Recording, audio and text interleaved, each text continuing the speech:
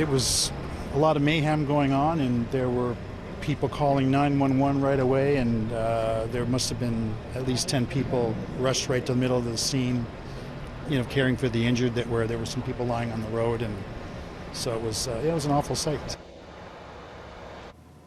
Good evening. A chaotic scene at Bay and College this afternoon after a driver ran a red light at a busy intersection full of pedestrians crossing the street. Police assured the public it was not an intentional act of violence, but the news was little comfort to those who witnessed the incident that sent 4 people to hospital, including a child.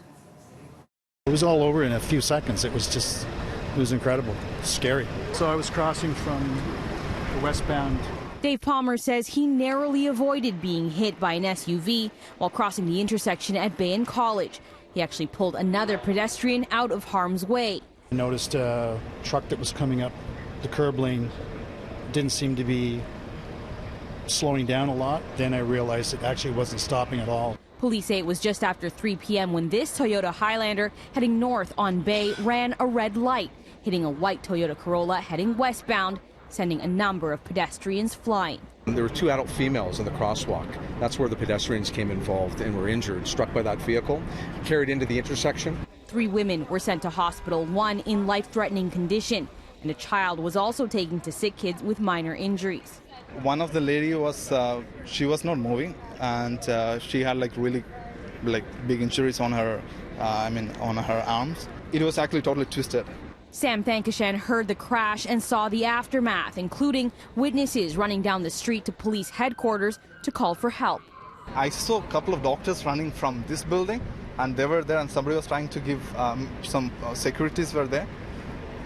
But everyone were, totally shocked after seeing that. The intersection was closed for hours at the height of rush hour, halting streetcar traffic on College. In total, 3 cars were involved. The driver of a pickup truck telling us off camera he was also headed westbound when he was hit by the white Toyota after it had been struck by the Highlander. The front window of the Highlander appears to display an Uber decal, though it's unclear if it was operating as a drive share or carrying any passengers at the time of the crash. In an email to City News, Uber confirms it has removed this driver's access to the app and will fully cooperate with officials on their investigation. In the meantime, police are making an appeal for witnesses.